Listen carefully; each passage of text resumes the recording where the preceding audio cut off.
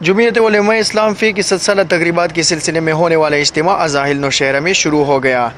افتتاحی خطاب مولانا فضل الرحمان نے کیا، جس کے بعد الشیخ صالح بن عبدالعزیز الشیخ وزیر مذہبی امور سعودی عرب نے خطاب کیا۔ اجتماع کے دوسرے پہر نماز جمعہ کا اہتمام امام کعبہ الشیخ صالح بن محمد الطالب کی امامت میں کیا گیا، جس کے لیے لاکھوں لوگوں نے ملک کے دوسرے شہروں سے بھی شرکت کی۔ اس موقع پر سیکیورٹی کے سخت انتظامات کیے گئے تھے۔ تمام اجتماعات کی سیکیورٹی کیمرے کے ذریعے نگرانی کی جاتی رہی۔ ہونے کے ناطے اور ایک مسلمان ہونے کے ناطے ہمارے لیے بہت بڑے اعزاز کی بات ہے کہ زندگی میں پہلی مرتبہ امام کعبہ کے پیچھے جمعہ المبارک کی نماز پڑھی، اور اس نماز کے اندر لاکھوں علماء کرام اور ہزاروں طلباء بھی تھے اور ہزاروں مشائخ بھی تھے۔ ایک مسلمان کے لیے یہ بہت بڑے اعزاز کی بات ہے۔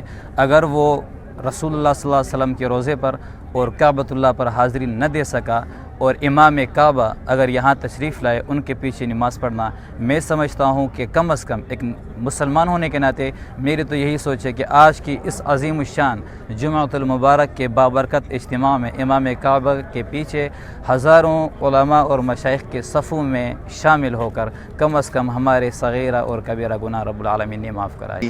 جمعیت کا 7 سالہ اجتماع ہفتہ اور اتوار کے دن بھی جاری رہے گا۔ عزت گل، پشاور ٹی وی، ازاخل، نوشہرہ۔